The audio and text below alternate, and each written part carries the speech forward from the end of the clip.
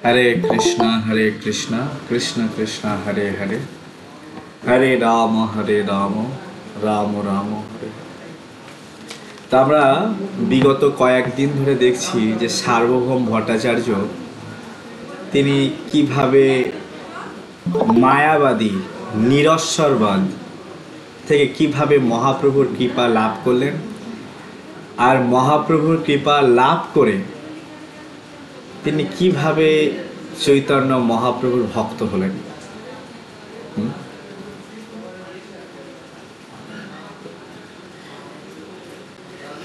তো তিনি বলছেন যে মহাপ্রভু কেন এসছে তিনি পার্সোনালি অনুভব করেছেন, কারণ তিনি একজন বিদগ্ধ পণ্ডিত এবং শাস্ত্রে বলা হচ্ছে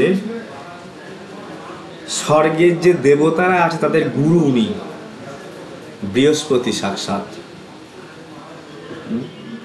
আর তিনি বলছেন যে মহাপ্রভু কেন এসেছেন এই জগতে। মহাপ্রভুর আসার কারণ হচ্ছে বৈরাগ্য বিদ্যা নিজ ভক্তি যোগ, এই বৈরাগ্য বিদ্যা প্রদান করবার জন্য, আর নিজের এই যে ভক্তি যোগ প্রেম ভক্তি তিনি শেখাবার জন্য এই জগতে এসেছেন। আর তিনি কে? সে আদি পুরাণ পুরুষ, সেই সনাতন দিব্য পুরুষ, সচ্চিৎ আনন্দময়। তিনি এখন শ্রীকৃষ্ণ চৈতন্য শরীরধারী হয়েছেন। তিনি সকলকে কৃপা করবার জন্য এই জগতে এসেছেন, আর সার্বভৌম ভট্টাচার্য তাকে বারংবার প্রণাম করছেন। তো সমস্ত ভক্তরা দুটো শ্লোককে কণ্ঠস্থ, হৃদয়স্থ, অন্তস্থ করে রেখে দিয়েছে। দুটো শ্লোককে কণ্ঠস্থ, অন্তস্থ, হৃদয়স্থ করে রেখেছে।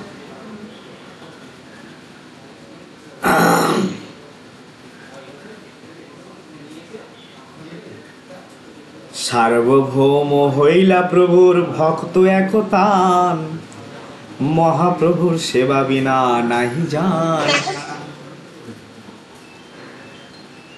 সে সার্বভৌম মহাপ্রভুর ঐকান্তিক ভক্ত, যেমন তেমন ভক্ত নয়, ঐকান্তিক ভক্তে পরিণত হয়েছেন। আর তিনি মহাপ্রভুর সেবা ছাড়া অন্য কিছু জানেন না। আর তিনি রাত দিন সচিনন্দন সচিনন্দন এই নাম জপ করছেন, এই গুণগান গাইছেন, হ্যাঁ, রাত দিন মহাপ্রভুর কীর্তন এবং ধ্যান করছেন।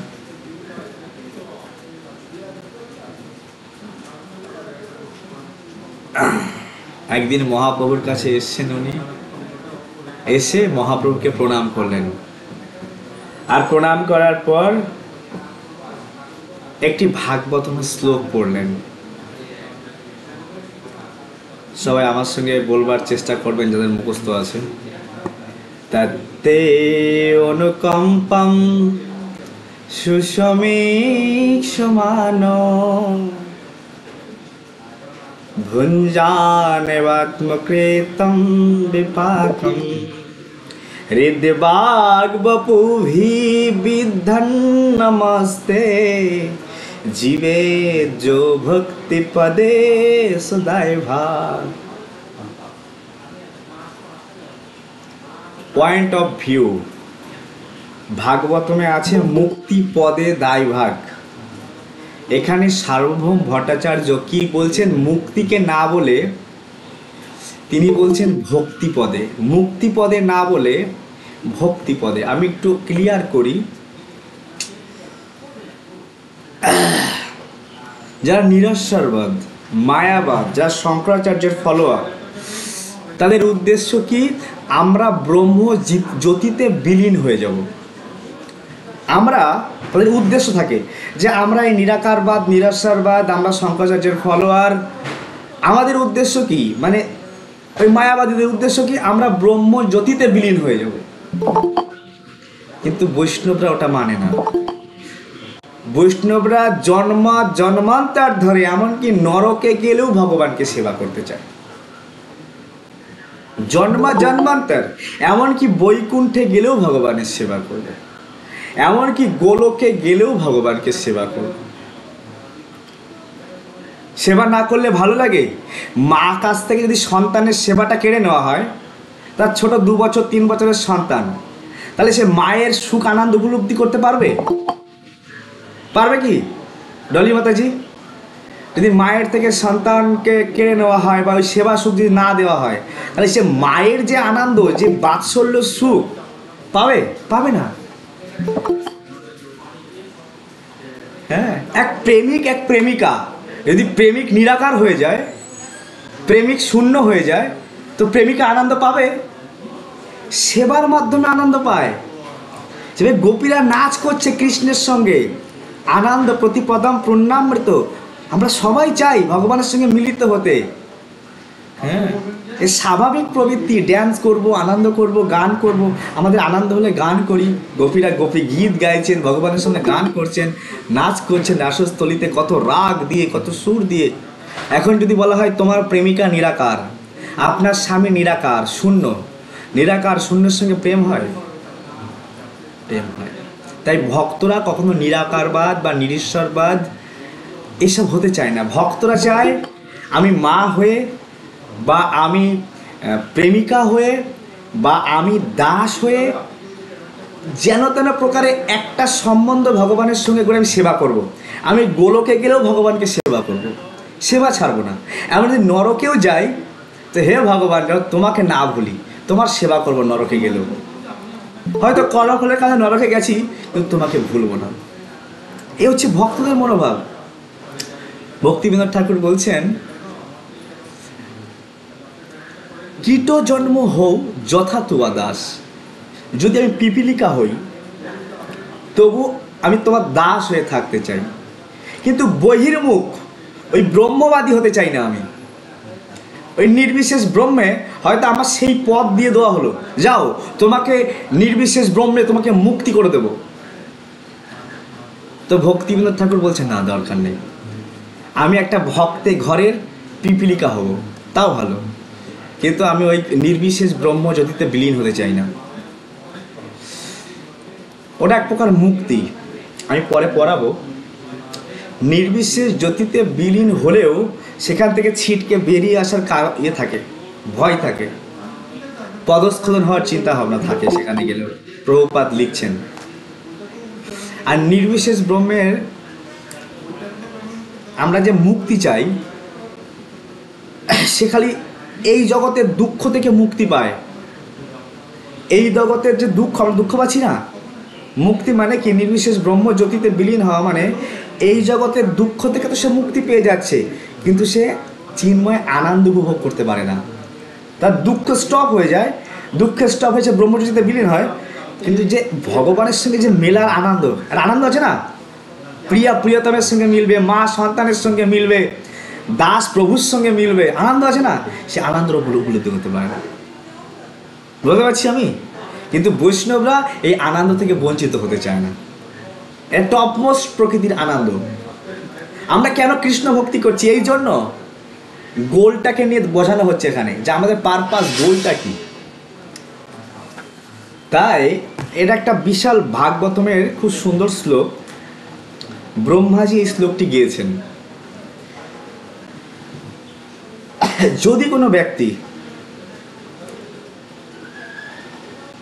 কোনো ব্যক্তি ভগবানের তত্ত্বে অনুকম্পা, ভগবানের কৃপা পেতে চায়, তো ভগবানের কৃপা তো এমনি এমনি পাওয়া যায় না।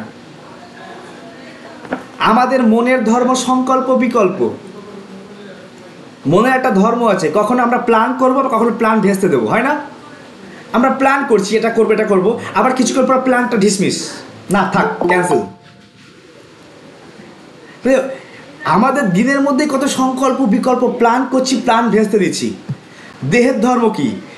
কখনো সুখ কখনো দুঃখ, হবে কি না? এই ভালো আছি, এখন যদি শরীরে ফোড়া হয়ে যায়, ব্যথা, হবে কি না? তো শরীরে সুখ থাকবে, দুঃখ থাকবে, মনের মধ্যে সংকল্প থাকবে, বিকল্প থাকবে, কিন্তু আত্মার একটা ধর্ম আছে, কি? ভগবানের সাথে প্রেম করা, ভগবানকে ভালোবাসবো। তো আমার মনের মধ্যে সংকল্প উঠুক, বিকল্প উঠুক, নো প্রবলেম, সাইডে রেখে দেবো। আমার শরীরে সুখ থাক, দুঃখ থাক, সাইডে রেখে দেবো। আমি আত্মা, তো আমার কাজ হচ্ছে ভগবানকে সেবা করা। যে এইরকম ভেবে তার জীবনের দুঃখগুলো মাথায় করে নিয়ে যে প্রভু তুমি যত দুঃখ দাও। প্রভুপাদ বারবার এই শ্লোকটা কোট করতেন, কারণ প্রভুপাদের জীবনে প্রচার করতে গিয়ে প্রচুর কষ্ট এসছে, প্রচুর কষ্ট পেয়েছে তিনি। কত মানুষ প্রভুপাদের নামে কেস করে দিয়েছে, ব্রেন ওয়াশ করছে, এই করছে, সেই করছে, হ্যান্ড করছে, আমাদের খ্রিস্টানকে হিন্দু বানিয়ে দিচ্ছে, অমুক তমুক, প্রচুর কেস প্রভুপাদ। হ্যাঁ, তা প্রভুপাদ বারবার শ্লোক কোট করতেন, বলতেন যত বাধা বিপত্তি, যত ঝামেলা আছে সব কিছু মাথায় নিয়ে, আমি আমার কর্মের ফল মাথায় নিয়ে, এই দুঃখ বিপত্তিকে মাথায় নিয়ে, যদি মন্দ কর্মও থাকে আমার, মন্দ কর্মের ফল ভোগ করতে করতে কায় শরীর, মানে কায় মানে শরীর, শরীর দিয়ে, মন দিয়ে, বাক্য দিয়ে তোমার সেবা করব। আর জীবনের অন্তিম পর্যন্ত যেভাবে কায় মনো বাক্যে ভগবানের সেবা করবে, সেই হচ্ছে উত্তরাধিকারী ভগবানের। বলে না আমার পরে উত্তরাধিকারীকে, বলে না, মানে দায়ভাগ, দায়ভাগ মানে হচ্ছে বাবার বাবার বাবার সম্পত্তি সন্তান পাবে, তাই তো? বাবার সম্পত্তি, মায়ের সম্পত্তি সন্তান পাবে। তাই বলছে আমাদের ভক্তিতে বেঁচে থাকতে হবে। মন্দ কর্ম, খারাপ কর্ম, ভালো কর্ম যাই আসুক না কেন, ওগুলোকে অত প্রাধান্য না দিয়ে আমার ভগবান ভক্তি করে যেতে হবে, কায় মনে বাক্য। তো যে এইভাবে ভগবানের ভক্তি করবে, হ্যাঁ, সেবা করবে, তো ভাগবত হয়ে বলছে সে মুক্তি লাভের অধিকারী। মানে মুক্তি পদ শ্রদ্ধায় ভাগ, সে মুক্তি লাভ করতে পারে। সার্বভৌম ভট্টাচার্য বলছে মুক্তি কথাটাই শুনতে ভালো লাগছে না আমার, ভক্তি পদ এসব ধায় ভাগ, সে ভক্তি লাভ করবে। দেখুন, যারা মুক্তি চায়, মুক্তি চায়, মুক্তি চায়, এই নির্বিশেষবাদীরা, শঙ্করাচার্যবাদীরা, এরা খালি মুক্তির চিন্তা করে, হরি বল,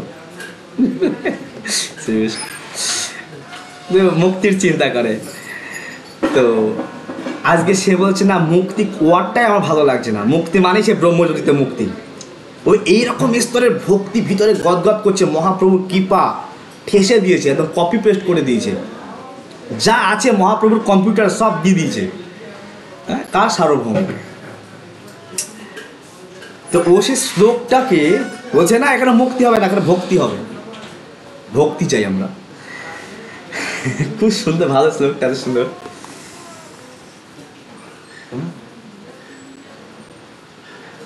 তাই সার্বভৌম মুক্তি মানে হচ্ছে ব্রহ্মজ্যোতিতে লীন হয়ে যাওয়া, যাকে বলা হয় সাযুজ্য মুক্তি। কিন্তু ভগবানের ভক্তরা বা আজকে সার্বভৌম ভট্টাচার্য ভগবানের প্রেমী হয়েছেন, মহাপ্রভুর ভক্ত হয়েছেন, বলছে আমি কোনো ব্রহ্ম সাযুজ্য মুক্তি আর চর্চাই করতে চাই না, শুনতেও চাই না, আমি ওসব শুনতে চাই না, আমি খালি প্রেম চাই, ভক্তি চাই। আমি আরও সহজকে সবসময় বলি, ভক্তি মানে হচ্ছে ভালোবাসা, আর কিচ্ছু না, ভালোবাসা চাই ভগবানের। তো প্রভু কি বলছে দেখেন, মহাপ্রভু কি বলছে, মহাপ্রভু বলছে, প্রভু কয় হে মুক্তি পদে ইহা পাঠ হয়, ভক্তি পদে কেন পড়ো কি তোমার আশয়। বলছে তুমি এই জায়গাটা তো মুক্তিপদ হয়, তুমি কেন ভক্তিপদ লিখে, তুমি কেন ভক্তিপদ পড়ছো? ভট্টাচার্য কি বলছে শুনুন, ভট্টাচার্য কহে ভক্তি সম নহে মুক্তি ফল, ভগবত ভক্তি বিমুখের হয় দণ্ড কেবল। বলছে মুক্তির ফল ভক্তির সমতুল্য নয়। হ্যাঁ, যারা ভগবত ভক্তি বিমুখ, যারা কৃষ্ণ বিমুখ, তারাই কেবল এই দণ্ড ভোগ করে, এই মুক্তি চায়। এই মুক্তি কাজ, আর কৃষ্ণ বিমুখ, ভগবত ভক্তি বিমুখ, তারাই মুক্তি চায়। চৈতন্য চরিতামৃতে কবিরাজ গোস্বামী এক জায়গায় বলছে, ভক্তি, মুক্তি আর সিদ্ধিকামী সকলে অশান্ত। যারা ভোগ করার বাসনা তারা কখনো শান্ত নয়, যারা মুক্তি চায়, আমার মুক্তি দাও মুক্তি দাও, তারাও শান্ত নয়, তারা অস্থির। আর যারা সিদ্ধি চায় তারাও অস্থির। কৃষ্ণ ভক্ত নিষ্কাম, অতএব শান্ত, আর সব অশান্ত। তাই ভট্টাচার্য বলছেন যে ভক্তির সঙ্গে কোনো কিছু তুলনা করা যায় না, ভক্তি হচ্ছে বেস্ট। হ্যাঁ, যারা ভক্তি বিমুখ তারাই কেবল এই প্রকার মুক্তি নিয়ে দণ্ড ভোগ করে।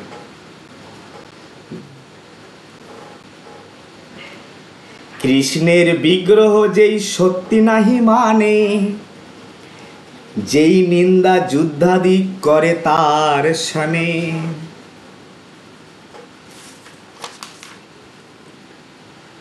সেই দুর্দণ্ড হয় ব্রহ্ম সাযুজ্য মুক্তি, তার মুক্তি ফল না হে যেই করে ভক্তি। খুব সুন্দর কথা। যে সমস্ত নির্বিশেষবাদীরা শ্রীকৃষ্ণের চিন্ময় বিগ্রহকে সত্য বলে মানে না, সেই সমস্ত দৈত্য, যে সমস্ত দৈত্য কৃষ্ণের নিন্দা করে, তার সঙ্গে যুদ্ধ করে, এই দুই প্রকার জীব দণ্ডস্বরূপ ব্রহ্ম সাযুজ্য মুক্তি লাভ করে। কিন্তু যারা ভগবানের প্রেমময়ী সেবায় যুক্ত, তারা এই ধরনের মুক্তি লাভ করে না।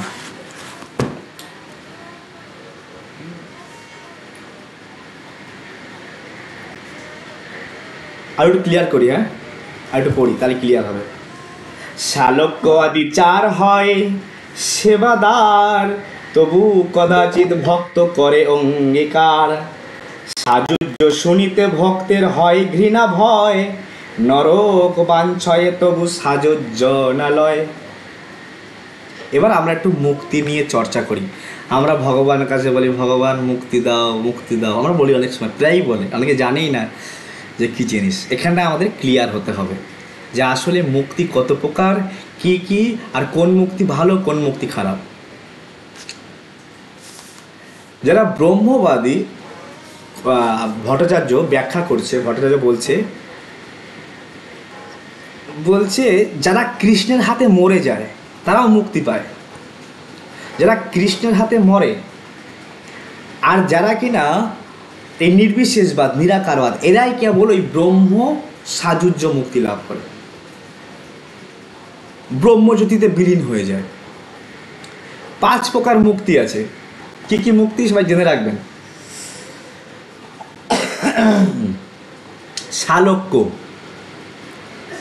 শালক্য মুক্তি মানে ভগবানের লোক প্রাপ্ত হওয়া। এই মুক্তিটা অত খারাপ না, ভগবানের লোকে গিয়েও ভগবানের সেবা করা যায়। দ্বিতীয়ত সারূপ্য, ভগবানের যেমন রূপ, ভগবানের সেবা করতে করতে ভগবানের মতো রূপ হয়ে যায়। ভগবানের চিন্তন করতে করতে করতে করতে ভগবানের মতোই রূপ, একদম সেম। বৈকুণ্ঠে আপনি যাবেন, কে বিষ্ণু, ওখানে সবই বিষ্ণু, কিন্তু সব বিষ্ণু না, একজন বিষ্ণু আছে, সব ভগবানের ভক্ত। কিন্তু ভগবান এত কৃপালু, এত কৃপালু, এই জগতে ভগবানের মতো কৃপালু কেউ নেই। মানুষ যখন দান দেয় নিজের জন্য আগে গুছিয়ে রেখে তারপরে দান দেয়, কিন্তু ভগবান নিজের মতোই ভক্তকে দিয়ে দেয় সব, এমনকি রূপ পর্যন্ত। এত কৃপালু, এত সুন্দর স্বভাব ভগবানের। তো সেখানেও সব চতুর্ভুজ, শঙ্খ চক্র গদা পদ্ম, সবাই। আপনি যদি ভগবানের কাছে যান বৈকুণ্ঠে, তো আপনারও সেই রূপ প্রাপ্ত হবে, শঙ্খ চক্র গদা পদ্ম। কিন্তু ভগবানের গলায় কস্তুম মণি থাকে, তো ওটা দেখেই ভগবানকে চেনা যায়, আর শ্রীবৎস চিহ্ন থাকে। তো সারূপ্য, এই প্রকার মুক্তিতেও ভগবানের সেবা করার সুযোগ আছে। কোনো কোনো ভক্তরা যায়। শাস্তি, ভগবানের যেমন ঐশ্বর্য, ভগবান যতটা ধনী ততটাই ধনী হয়ে যায় সেই ভক্ত এখান থেকে ভগবানের কাছে যাওয়ার পরে। এখানেও ভগবানের সেবা করার সুযোগ আছে। শালক্য গেল, সারূপ্য গেল, সামীপ্য গেল, শাস্তি গেল।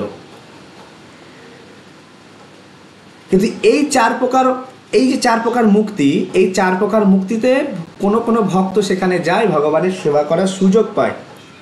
কিন্তু সাযুজ্য শুনিতে ভক্তের হয় ঘৃণা, নরক বাঞ্ছয়ে তবু সাযুজ্য না লয়। কৃষ্ণ ভক্তরা যদি সাযুজ্যের কথা শোনে, ভট্টাচার্য বলছে সাযুজ্য মুক্তি দেওয়ার কথা বলে তো নেবেই না, বলে ভাই আমাকে নরকে পাঠিয়ে দাও তাও ভালো, কিন্তু আমি সাযুজ্য মুক্তি দেবো না। সাযুজ্য মুক্তি মানে কি? ভগবানের জ্যোতিতে বিলীন হয়ে যাওয়া। এখন পয়েন্ট হচ্ছে, একটা পয়েন্ট অফ দ্য ভিউ, সন্তান যদি বাবার শরীরে বিলীন হয়ে যায়, বাবার মধ্যে যদি মিশে যায়, তাহলে বাবার শরীরে মিশে গিয়ে সে মাকে ভোগ করবে। 3rd ক্লাস লোক না সে ব্যক্তি, তার চেতনা। তাই বলছে নরককে ভোগ করব, তবু এইরকম মুক্তি নেব না যে ভগবানের সঙ্গে। এখানে ভগবানের কোনো সেবা, এই নিরস্বরবাদ, এরা ভগবানের সেবা করতে চায় না, ভোগ লাগাতে চায় না, আরতি করতে চায় না, কোনো সেবা করতে চায় না ভগবানের সঙ্গে। এরা ভগবানের সঙ্গে বিলীন হতে চায়। ভগবানের জ্যোতির সঙ্গে, নির্বিশেষ জ্যোতির সঙ্গে। তাই বলছে নরকে যাব, কিন্তু এই প্রকার কখনো মুক্তি আমরা নেব না, কখনো ভক্তরা এই প্রকার মুক্তি নেয় না। তাই আমাদের কখনো মুক্তি বাসনা করতে নেই। হ্যাঁ, সবসময় একটাই বাসনা করতে না, ভক্তি হয় ভগবানের প্রতি, প্রীতি হয়, ভগবান প্রসন্ন হয়, ভালোবাসা হয়, ভগবানের সঙ্গে ভালোবাসা হয়। আর আমার সমস্ত সেবার দ্বারা ভগবান প্রসন্ন হয়, আমাকে দর্শন দেয়। ব্রহ্ম ঈশ্বরে সাজুজ্য দুইত প্রকার, ব্রহ্ম সাজুজ্য হইতে ঈশ্বর সাজুর্য ধিক্কার। আরেকটা জিনিস, আবার এই ব্রহ্ম সাজুজ্য ঈশ্বর সাজুজ্য, এটা আবার দুই প্রকার। সাজুজ্য মানে হচ্ছে ভগবানের সঙ্গে মিলে যাওয়া, এক হয়ে যাওয়া। আমরা ছোটবেলায় এরকমই বুঝতাম। ঠাকুমা বলতো বলো মুক্তি দাও, বলো মুক্তি দাও। কেউ কেউ বলতো বিন্দু সমুদ্রে গিয়ে বিলীন হয়ে যাবে। এইসব যুক্তি বাজার থেকে বই কিনে নিয়ে আসতাম, আর এইসব যুক্তি পড়তাম, বিন্দু সিন্ধুতে গিয়ে মিলবে।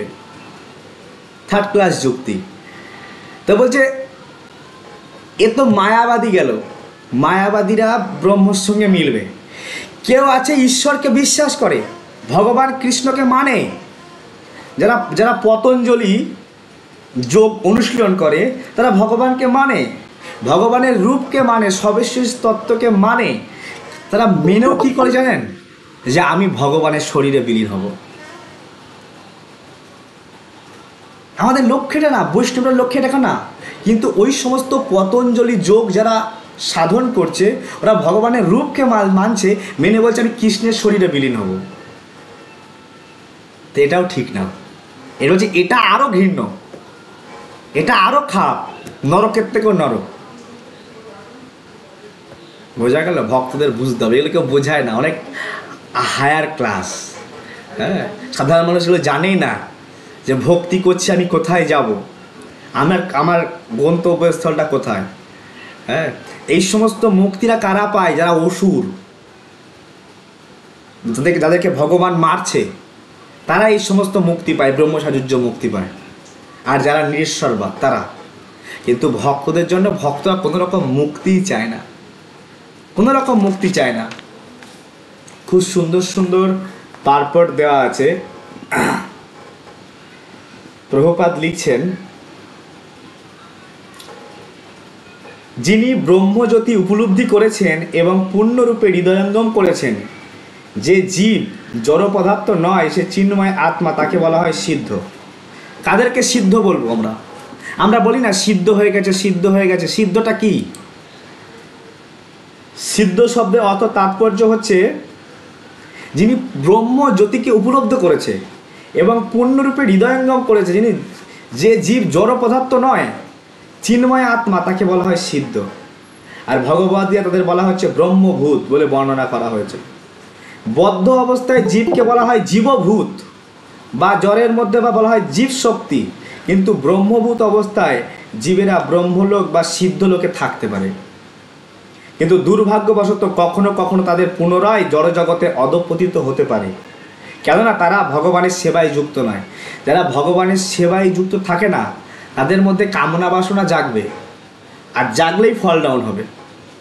তাই শ্রীমদ্ ভাগবতে এই সমস্ত আপাত মুক্ত আত্মারা ভ্রান্তভাবে নিজেদের মুক্ত বলে অভিমান করে, কিন্তু যতক্ষণ পর্যন্ত না তারা ভগবানের প্রেমময়ী সেবায় যুক্ত হন, ততক্ষণ তারা জড়জগতের কলুষ থেকে মুক্ত হতে পারে না। হ্যাঁ, তাই এই সমস্ত জীবদের বিমুক্ত মানিন বলে বর্ণনা করা হয়েছে। অর্থাৎ যদিও তারা বুদ্ধি নির্মল হয়নি, তবুও তারা ভ্রান্তভাবে নিজেদের মুক্ত বলে অভিমান করে বহু কৃচ্ছ সাধন করে, সিদ্ধলোকে উন্নীত হয়, কিন্তু তারা সেখানে থাকতে পারে না। কেননা ভগবানের পাদপদ্ম অবহেলা করার ফলে তারা নিরানন্দ হয়ে পড়েন। তো সুতরাং ব্রহ্মভূত স্তরে উন্নীত হয়ে ভগবানের দেহ নির্গত রশ্মি ছটা ব্রহ্মজ্যোতি উপলব্ধি করা সত্ত্বেও ভগবানের সেবায় অবহেলা করার ফলে তার পুনরায় অধঃপতিত হতে হয়। ভগবান সম্বন্ধে যে ক্ষুদ্র জ্ঞান তারা অর্জন করেছে, তারা যথার্থ সদ্ব্যবহার করে না। তাই আনন্দ লাভে বঞ্চিত হয়ে তারা জড়সুখ ভোগ করার জন্য পুনরায় জড়জগতে নেমে আসে। তাই এটি অবশ্যই মুক্তদের অধঃপতন। তাই ভগবত ভক্তরা এই সমস্ত অধঃপতনকে নরপ্রাপ্তির সমতুল্য বলে মনে করে। এখন একটা শ্লোক কোট করছেন ভাগবতম 3য় স্কন্ধ থেকে। শালোক্য শাস্ত্রী সামীপ্য সারূপ্য একম একত্তম ওপি উত দিও মানম না গৃণন্তি বিনামত সেবনম জনা। ভগবান কপিল দেব তার মাকে বলছে, জানো মা, মা আমার ভক্তরা, তাকে যদি শালোক্য দেওয়া হয় যে হে ভক্ত আসো তুমি আমার লোকে আমার বৈকুণ্ঠে থাকবে, বলে না না আমি যাব না। তাকে যদি বলা হয় আমার মতো তোমাকে ধনী বানিয়ে দেবো, ঐশ্বর্য দিয়ে দেবো, আমার গোলকে চলে আসো, তা বলবে না দরকার নেই আমার। যদি বলা হয় আমি তোমাকে আমার সঙ্গে রাখবো, সামীপ্য মুক্তি দেবো, আসো আমার কাছে, বলে না আমার সেটাও দরকার নেই। আচ্ছা তুমি তো আমাকে এত ভক্তি করছো, তোমাকে সারূপ্য মুক্তি দেবো, আমার মতোই তোমাকে রূপ দিয়ে দেবো, বলে না আমার দরকার নেই। বলে মা জানো এই এতগুলো মুক্তি তাকে দেওয়া হয়, তো আমার ভক্তরা ঠুকরে দেয়, নেয় না। কি করে জানো? দেওয়া সত্ত্বেও দিও মানম ন গৃণন্তি, আমি দেওয়া সত্ত্বেও নেয় না, আমি মুক্তি দেওয়া সত্ত্বেও নেয় না। কেন নেয় না? বিনা মত সেবনম জানা, তারা আমার সেবা ছাড়া তারা কিছুই চায় না। আমার ভক্তরা আমার সেবা ছাড়া কিছুই চায় না। কত সুন্দর কথা! এটাই হচ্ছে ভগবত ভক্তি। হ্যাঁ, যে প্রেমিককে ছাড়া কিছুই চাইবে না। যদি চাওয়া পাওয়া থাকে তো কন্ডিশন চলে আসে, সেটা প্রেম নয়। হ্যাঁ, আমি এটার বিনিময়ে এটা করেছি। হ্যাঁ, প্রেমিকের কাছে কিছুই চায় না। তাই বলছে মা আমার ভক্তরা আমার সেবা ছাড়া, আমার ভক্তি ছাড়া কিছুই চায় না, খালি আমাকে সেবা করতে চায়, শুধু আমাকে সেবা করতে চায়। সেবা মানে নাম জপ করবে, কৃষ্ণ কথা শুনবে, ভোগ অর্পণ করবে, বৈষ্ণব সঙ্গ সাধু সঙ্গে থাকবে, এইভাবে তারা তাদের নিজের জীবনকে উৎসর্গ করে দেয়, আমার সেবা ছাড়া কিছু চায় না। তখন মহাপ্রভু বলছে, প্রভু কহে মুক্তিপদের আর অর্থ হয়, মুক্তিপদ শব্দের সাক্ষাৎ ঈশ্বর কহে। মহাপ্রভু বলছে তুমি যে এই মুক্তিপদকে ভক্তিপদ বলছো, কিন্তু এই মুক্তিপদে আরেকটা ব্যাখ্যা আছে। বলছে মুক্তিপদ শব্দে আরেকটা অর্থ হচ্ছে ঈশ্বর, ঈশ্বর কয়। মুক্তিপদে যার সেই মুক্তিপদ হয়, কিংবা নবম পদার্থ মুক্তিরও আশ্রয়। সব রকম মুক্তি ভগবানের চরণে বিরাজ করে। যত প্রকার এই যে মুক্তি কথা চর্চা করা হয় সব ভগবানের চরণে থাকে, সারূপ্য, সালোক্য, সামীপ্য, যত রকমের মুক্তি। তাই ভগবানের আর এক নাম হচ্ছে মুক্তিপদ। যে কথা ব্রহ্মাজি বলেছেন মুক্তিপদে দায়ভক, কিন্তু ভট্টাচার্য এত প্রেমভক্তি লাভ করেছে সে আর মুক্তি কথা শুনতেই চাইছে না, বলছে না ভক্তিপদ। তো এই শব্দের আর এক অর্থ হচ্ছে নবম পদার্থ থেকে মুক্তি, যাকে আশ্রয় করে থাকলে সেই দশম হচ্ছে শ্রীকৃষ্ণ। প্রভুপাদ তাৎপর্যে লিখছেন যে শ্রীকৃষ্ণের আর এক নাম হচ্ছে মুকুন্দ। মুকুন্দ মানে হচ্ছে তিনি সব রকম মুক্তি দিতে পারেন। দেখো একটা জিনিস আমি আবারও বলে দিই, যত দেবতা আছে কেউ কিন্তু মুক্তি দিতে পারে না। যত প্রকার দেবতা আছে, অনেক সময় আমরা দেখেছি অনেক ভগবত ভক্তেরা বা যখন কোনো দেবতারা বলছে তুমি বর চাও, যেমন বর চেয়েছিল আমাদের খট্টাঙ্গ মহারাজ যে আমাকে মুক্তি দিয়ে দাও, আমাকে কৃষ্ণের কাছে পাঠিয়ে দাও। বলছে প্রভু এই ক্ষমতা আমাদের নেই, আমরা নিজেরা স্বয়ং মুক্ত নই, তা আমি এটা পারবো না। বোঝা গেল? তো ওদের কারোর ক্যাপাসিটি নেই যে মুক্তি দেবে, তাই একমাত্র এই ক্যাপাসিটি ভগবানের, আর এই সমস্ত মুক্তি ভগবানের চরণতলে বিরাজ করে। তাই ভগবানের আরেক নাম মুক্তিপদ। এই সমস্ত মুক্তি, সমস্ত দিব্য আনন্দ আস্বাদন। মুক্তি মানে ফ্রিডম। আমরা সবাই পরাধীনতায় আছি এই জড়জগতে, আর এই জগৎ থেকে, এই পরাধীনতার দুঃখ থেকে মুক্তি দিয়ে আবার স্পিরিচুয়াল সুখ প্রদান করে। হ্যাঁ, আধ্যাত্মিক সুখ, যে মুক্তিপদের কথা বলা হচ্ছে ভগবানের। ভগবানের 12টা স্কন্ধ আছে, নবম স্কন্ধ সর্বপ্রকার মুক্তির কথা বর্ণনা করা হয়েছে, কিন্তু দশম স্কন্ধ হচ্ছে কৃষ্ণলীলা। আর এই দশম স্কন্ধে সর্বপ্রকার মুক্তির মূল আশ্রয় হচ্ছে পরমেশ্বর ভগবান, যেখানে শ্রীকৃষ্ণের কথা বর্ণনা করা হয়েছে।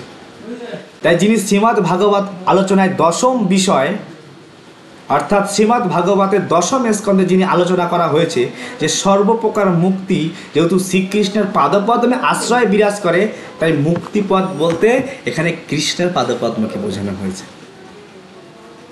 বোঝা গেল? তাই দুই অর্থে কৃষ্ণ কহি কেন পাঠ ফিরি, সার্বভৌম কহে ও পাঠ করিতে নাই পারি। শ্রী চৈতন্য মহাপ্রভু বলছে সেই দুটি অর্থ অনুসারে মুক্তিপদ শব্দটি শ্রীকৃষ্ণকে ইঙ্গিত করে। তার কি পরিবর্তন করার প্রয়োজন আছে? সার্বভৌম ভট্টাচার্য বলছে যে আমি আর ওই শ্লোকটি পাঠ করতে পারি না, কারণ মুক্তি লেখা আছে, আমার আর মুক্তি শুনতে ইচ্ছা করছে না। যদ্যপি তোমার অর্থ এই শব্দে কয়ে, তথাপি আশ্লিষ্য দোষে কহ না যায়। বলে তুমি যদি এখানে ভক্তিপদ জোড়ো তাহলে একটা আশ্লিষ্য দোষ লাগবে, এই জন্য ভক্তিপদ জোড়া যাবে না। ওখানে মুক্তিপদ মানে ব্রহ্ম সাযুজ্য মুক্তি নয়, ওই মুক্তিপদ মানে গোবিন্দ চরণ, যে চরণের মধ্যে সমস্ত মুক্তি আশ্রয় নিয়ে থাকে। আর ভক্তরা ওই চরণ যদি আশ্রয় করে তো মুক্তি, বিল্বমঙ্গল ঠাকুরটা তো সম্ভব বলছে যে সমস্ত মুক্তি এসে বলে নাও আমার মুক্তি, কিন্তু ভক্তরা মুক্তি নেয় না, যে মুক্তি দরকার নেই। যদ্যপি মুক্তি শব্দের হয় পঞ্চবৃত্তি, রূঢ়ি বৃত্তে কহে তবু সাযুজ্যে প্রীতি। মুক্তি শব্দ কহিতে মনে ঘৃণা তাস, ভক্তি শব্দ কহিতে মনে হয় উল্লাস। বলছে মুক্তি শব্দ উচ্চারণ করা মাত্র মনের মধ্যে ঘৃণা হয়। কে বলছেন? ভট্টাচার্য। আর ভক্তি কথা শুনলেই মনের মধ্যে উল্লাস হয়, আনন্দ হয়। যিনি মায়াবাদী গুরু ছিলেন, আজ তার কত পরিবর্তন মহাপ্রভুর কৃপায়। আর এই কথা শুনে মহাপ্রভু শুনিয়া হাসেন প্রভু আনন্দিত মনে, ভট্টাচার্য কইলে প্রভু দৃঢ় আলিঙ্গনে। আর এই কথা শুনে ভট্টাচার্যকে আবার বুকের মধ্যে মহাপ্রভু জড়িয়ে ধরেছেন, যে এত তার মধ্যে ভক্তির উল্লাস, ভগবানের প্রতি ভালোবাসার তীব্রতা বৃদ্ধি পেয়েছে। সেই ভট্টাচার্য পরে পড়ায় মায়াবাদে, যে মায়াবাদকে পড়ায়, যার হাজার হাজার শিষ্য মায়াবাদী, হ্যাঁ, আর তার ওইছে বাক্য স্ফুরে চৈতন্য প্রসাদে। আর সে এইরকম ভক্তি করছে কেবলমাত্র মহাপ্রভুর কৃপায়, মহাপ্রভুর প্রসাদ পেয়ে। হ্যাঁ, লোহাকে যাবৎ স্পর্শী হেম নাহি করে, তাবৎ স্পর্শমণি কেহ চিনিতে না পারে। বলে স্পর্শমণি যতক্ষণ পর্যন্ত তার স্পর্শের প্রভাবে লোহাকে সোনায় পরিণত করে, ততক্ষণ পর্যন্ত কেউ স্পর্শকে চিনতে পারে না। হ্যাঁ, তাই ভট্টাচার্যের বৈষ্ণবতা দেখি সর্বজন, প্রভুকে জানিল সাক্ষাৎ ব্রজেন্দ্র নন্দন। যখন এভাবে ভট্টাচার্য মশায়, তার এত তীব্র বৈষ্ণবতা, তার এত তীব্র আরতি, ভগবানের এত প্রেম, তখন সবাই বুঝতে পারছে যে এইটা একমাত্র সম্ভব মহাপ্রভু। আর মহাপ্রভু সামান্য কেউ নয়, সাক্ষাৎ ব্রজেন্দ্র নন্দন, যিনি সবার মগজ ধলাই করে। কে? এ সার্বভৌম। আর সার্বভৌমকে মগজ ধুলাই করে দিয়েছে মহাপ্রভু। এই মগজ ধুলাই কথাটা বললেও মানে রাপ কথা বলা হবে, আমি ভালো ভাষা খুঁজে পাচ্ছি না, এর থেকে আমার কাছে আসছে না। হ্যাঁ, তো মানে এইরকম তাকে মহাপ্রভু এরকম পড়িয়েছে ভক্তি। তো সেই সব কথা আগে করিব বর্ণন, সার্বভৌম করে জয়ছে প্রভুর সেবন। জয়ছে পরিপাটি করে ভিক্ষা নির্বাহন, বিস্তারিয়া আগে তাহা করিব বর্ণন। এই মহাপ্রভুর লীলা সার্বভৌম মিলন, ইহা যে শ্রদ্ধা করি করে শ্রবণ। যেটা শ্রদ্ধা করে শ্রবণ করবে তার কি হবে? বলে জ্ঞান কর্ম পাশ হইতে হয় বিমোচন, অচির মিলয়ে তার চৈতন্য চরণ। যে লীলাকে শ্রদ্ধা সহকারে শুনবে তার শুষ্ক জ্ঞান সকাম কর্মের বন্ধন থেকে সে মুক্ত হবে এবং মহাপ্রভুর চরণাশ্রয় লাভ করবে। আর বারবার কবিরাজ গোস্বামী বলছেন, শ্রীরূপ রঘুনাথ পদে যারা আস, চৈতন্য চরিতামৃত কহে কৃষ্ণ দাস। শ্রীরূপ গোস্বামী, রঘুনাথ দাস গোস্বামীর শ্রী পাদপদ্মে আমার প্রণতি নিবেদন। তাদের কৃপা প্রার্থনা, তাদের পদাঙ্ক অনুসরণ পূর্বক আমি কৃষ্ণদাস এই চৈতন্য চরিতামৃত বর্ণনা করছি। তো আমরা এভাবে দেখতে পাই যে কিভাবে সার্বভৌম ভট্টাচার্য কিভাবে সে ভগবানের কৃপা লাভ করল। তো আজকে আমাদের এখানে এই টপিকটা শেষ হয়েছে, সার্বভৌম উদ্ধার। আমরা এর পরে দেখতে পারবো যে সার্বভৌম মহাপ্রভুকে রিকোয়েস্ট করবে, আপনি আমার গৃহে থাকুন 1 মাস 2 মাস 3 মাস, যদি আমি সেবা করার সুযোগ পাই আমাকে সেবা করার সুযোগ দিন। অনেক কাকুতি মিনতি করে মহাপ্রভুর, আমি সন্ন্যাসী, আমি এক জায়গায় থাকি না, এক জায়গায় আমি বেশি দিন থাকি না, না, খুব রিকোয়েস্ট করবে। তো সেখানে কিছুদিন থাকবে। আমরা দেখতে পাবো একসময় মহাপ্রভু প্রসাদ পেতে বসবে, আর সার্বভৌম ভট্টাচার্যের জামাই বলবে, ভক্তরা আবার এত খাওয়া খায় নাকি, নিন্দা করবে মহাপ্রভুকে। আর নিজের জামাইকে, ঘরে একটা বাঁশ ছিল মারার জন্য, দৌড়ে গিয়ে বাঁশের বাড়ি মাথায় মারার জন্য চলে গেছিল ভট্টাচার্য মশাই। তো তোকে মেরেই ফেলবো, আজকে আমার মেয়েকে বিধবা করে দেবো। তো ও তো পালিয়ে চলে গেছে। তো ওই জামাই আর মেয়েকে বলছে, তুই শাঁখা সিঁদুর মুছে ফেল আজকে থেকে, হ্যাঁ, মানে আমি তোর বিধবা দেখতে চাই। কেউ বলবে নিজের মেয়েকে এরকম বলবে? কারণ মহাপ্রভুর চরণ অপরাধ। মহাপ্রভু বলছে, ওইছে বাত না কহিবা, তোমার জামাই মানে কত আপন জানো আমার, তো ছোট মানুষ বোঝে না। হ্যাঁ, তো তার জামাইও পরে কুষ্ঠতে ভোগবে মহাপ্রভুর চরণে অপরাধ করার ফলে। তো খুব সুন্দর সুন্দর লীলা আছে, মহাপ্রভু তাদের কৃপা করবে, উদ্ধার করবে, এবং খুব দারুণ দারুণ লীলা যা আমরা শোনার মাধ্যমে আমাদের মহাপ্রভুর প্রতি প্রীতি বাড়বে, ভালোবাসা বাড়বে, বৈরাগ্য। এ হচ্ছে বৈরাগ্য বিদ্যা। মহাপ্রভু নিজে বৈরাগী হয়েছেন, আর কিভাবে বৈরাগী হতে হয় তার খুব সুন্দর সুন্দর দৃষ্টান্ত দিয়ে নিজের আচার্য নিজের ভক্তবৃন্দকে দিয়ে আমাদের চরিতামৃতে তিনি শিখিয়েছেন। আমি ভাবছিলাম যেটা আজকে শর্টে পড়িয়ে যদি কিছু শ্লোক মুখস্থ করাতে পারি, তো কিছু শ্লোক পড়াবো। তো সময় প্রায় শেষ। তো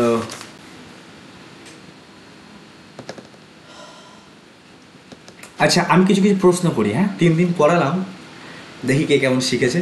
করবো প্রশ্ন এখান থেকে, এই সাবজেক্ট থেকে। দেউলিয়া মুছে মাথা ঢোকে। আচ্ছা, হালকার উপর প্রশ্ন করব, অসুবিধা নেই, না পারলেও কোনো অসুবিধা নেই, জাস্ট প্রশ্ন করছি। যখন সার্বভৌম ভট্টাচার্য বলছে যে, হে মহাপ্রভু, আপনি বলুন যে আমি যে ভক্তি সাধন করতে চাই শ্রেষ্ঠ সাধনটি কি? আমি যে ভক্তি সাধন করতে চাই, আপনি বলুন শ্রেষ্ঠ সাধনটি কি? তো মহাপ্রভু কি উত্তর দিয়েছিল? কে কে বলবেন, হাত তুলবেন, আমি তাকে ধরবো।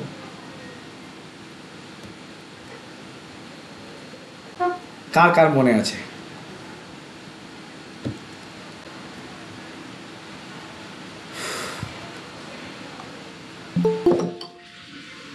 যাক, মনে পড়ছে না। বলেছিল নাম সংকীর্তন করো, এর উপরে শ্রেষ্ঠ সাধন নেই। আচ্ছা, নাম সংকীর্তন তো করতে বলেছে, এবার তো মুখের কথা তো নাম সংকীর্তন কেউ মানবে না। তো মহাপ্রভু শ্লোক কোট করেছিল। কোন শ্লোক কোট করেছিল, কার মনে আছে?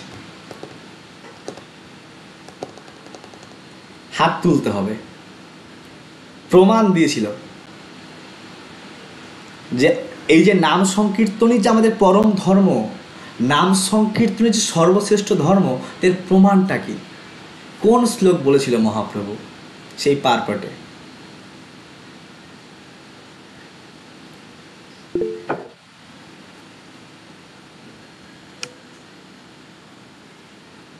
তো যাই হোক, কাউরই মনে পড়ছে না। আচ্ছা, প্রশান্ত প্রভুর মনে পড়ছে, বলুন প্রভু। হরে কৃষ্ণ। প্রশান্ত প্রভু। হ্যাঁ, হরে কৃষ্ণ প্রভু। বলুন। প্রভু এইটা কলৌ নাস্তি আমার ঠিক মনে আসছে না। কলৌ নাস্তেব হরে গতিরন্যথা। নাম হরে নাম হরে নামৈব হরে কেবলম নাম কলৌ নাস্তেব্য কেবলম কলৌ কলৌ নাস্তেব্য নাস্তেব গতির গতিরন্যথা। অন্যথা। হ্যাঁ, ধরো আপনি হরি নাম করছেন, হ্যাঁ মিউট করে দেন। আপনাকে যদি কেউ বলে, হে হরি নাম কেন করছো, হ্যাঁ হরিনাম কেন করছেন, তখন আপনি এই প্রমাণ দিতে পারেন যে মহাপ্রভু বলেছে এবং বৃহৎ নারদীয় পুরাণে আছে, হরের নাম হরের নাম হরের নামইব কেবলম কলৌ নাস্তেব্য নাস্তেব্য নাস্তেব্য গতির অন্যথা। দেখো ভগবানের মহাপ্রভু শিখ মিউট করে দেন প্রীতিরয়। নাম নাম আকারি বহুদা নিজ সর্বশক্তি তত্রার পিতা। ভগবানের যত নাম আছে ভগবান সমস্ত নামে শক্তি দিয়েছে। শক্তি দেওয়ার পরেও ভগবানের অসংখ্য নাম, যে তার প্রশ্ন হতে পারে, প্রভু তোমার তো অসংখ্য নাম, যে কোনো নাম গাইতে পারি? তো বলছে না, হরের নাম হরের নাম হরের নাম ওই কেবল এই নামটা, কারণ এর মধ্যে মহাপ্রভু স্পেশালি কৃপা করেছে, প্রেম দন দিয়েছে। ভগবানের প্রতিটা নাম শক্তি সম্পন্ন, এমন না যে এই নামে শক্তি নেই, কিন্তু এই নামে স্পেশালি কৃপা। এবং শাস্ত্রে বলছে ইতি ষোড়শকম নাম নাম কলি কলমস নাশানাম না তো পরতর উপায় সর্ব বেদে সুদৃশ্যতে। এই জন্য হরিনাম করতে হবে। আর এই মহাপ্রভুকে, এই মহাপ্রভু সাক্ষাৎ রাধারানী যখন কথাগুলো বলছে না, ভালোবাসা কেমন দেখেন রাধারানীর ভাব। বলছে প্রভু শিক্ষাষ্টকমের শেষ শ্লোক, হ্যাঁ আশ্লিষ্য বা পাদারাতাম পিনুষ্টমা মদার্সনা মর্মাহত করুত বা যথাতথা বিদ্যাত লম্পট। হ্যাঁ বলছে প্রভু তুমি আমার প্রাণনাথ, তুমি পারলে আমাকে পারো এরকম বুকের মধ্যে চেপে আলিঙ্গন করতে, আর পারলে পারো ছিটকে ফেলে দিতে, কিন্তু তুমিই আমার প্রাণনাথ। তুমি ছিটকে ফেললেও আমি তোমাকে ভুলে যাচ্ছি না, তোমার ইচ্ছা। এই রাধারানীর ভাবে মহাপ্রভু বলছেন। তো সাক্ষাৎ সেই ব্রজ বৃন্দাবনের রাধারানী এসছেন এই ভাব, এই প্রেমকে শেখাবার জন্য। কৃষ্ণের মধ্যে প্রেম নেই, কৃষ্ণ তো প্রেম টেম বোঝে না, অত প্রেম টেম দান করতে জানে না। তাই রাধারানীকে হৃদয়ের মধ্যে করে নিয়ে এসছে যে আমি প্রেমকে প্রচার করব। তো এই জন্য আমরা যে এই যে গৌর কথা, একটু বলছি আমি, হ্যাঁ দণ্ডবত প্রভু একটু বলছি। হ্যাঁ বলুন। আচ্ছা, ওই যে শিক্ষাষ্টকমের যে লাস্ট লাইন আছে, মানে অষ্টম ধাতু কৃষ্ণকে লম্পট বলা হয়েছে, বুঝতে বুঝতে লম্পট পেরেছি। বুদ্ধ লম্পট বলতে এবং যে, মিউট করে দেন প্রভু, মিউট করে দেন। হ্যাঁ, লম্পট বলতে বলেছে যিনি সব অনেকের কাছে যায়, যার অনেক বান্ধবী আছে। হ্যাঁ, তাই বলছে প্রভু কৃষ্ণের তো ভক্ত একজন না, চন্দ্রাবলীও আছে, অনেক ভক্ত আছে। রাধারানীর প্রেম কেমন দেখেন, উনি বলছে সেই লম্পট পুরুষ যদি আমাকে আলিঙ্গন করে পিষে মেরেও দেয়, সে মেরে ফেলতে পারে, আবার যদি আমাকে দূরে সরিয়ে দেয় ছিটকে, হ্যাঁ তবু সে আমার প্রাণনাথ, সে আমারই প্রাণনাথ, আর কেউ না, অন্য কেউ না, আমার প্রাণনাথ। হ্যাঁ, তো এর খুব সুন্দর সুন্দর ভাব আমরা যখন আবার পড়বো তখন আমরা খুব ডিটেলস এটা চর্চা করব। অনেক এর বৃহৎ ব্যাখ্যা আছে, এ তো জাস্ট একটা অনুবাদ বললাম, এটা 1 ঘন্টা ক্লাস হতে পারে এই ব্যাখ্যার উপর দিয়ে। তো সেই রাধারানীর ভাবটাকে নিয়েই এই চৈতন্য চরিতামৃত, তো পুরো প্রেম রসে ভরা। এই জন্য আমাদের প্রয়াস করতে হবে, এগুলোকে আদর দিয়ে শ্রবণ করব, আনন্দ নেব। যে 1 ঘন্টার ক্লাস মানে আনন্দ নেব আমরা, যে মহাপ্রভুর এই প্রেম ভাব। যদি আমাদের মধ্যে ভাব নেই, প্রেম নেই, কিছু নেই, কিন্তু কমসে কম আমরা 1 ঘন্টায় প্রেমের কথা, ভাবের কথা তো শুনছি, যদি একটু একটু হয়, হয় না? দেখা দেখি চাষ পাশাপাশি বাস, একটা কথা আছে, তো কিঞ্চিত পরিমাণে হয়। আর শাস্ত্রে শুনেছি যে এই শ্লোকের এত শক্তি আছে, এত শক্তি আছে যে আমাদের জন্মান্তরের হৃদয়ের পাপ পঙ্কিলকে নষ্ট করে দিতে পারে। এটাই তো chant Hare Krishna and be happy. জয় শ্রী প্রভুপাদ। সকলকে অনেক অনেক ধন্যবাদ। কারোর যদি কোনো প্রশ্ন থাকে এই বিষয় থেকে প্রশ্ন করতে পারেন এই টপিক থেকে।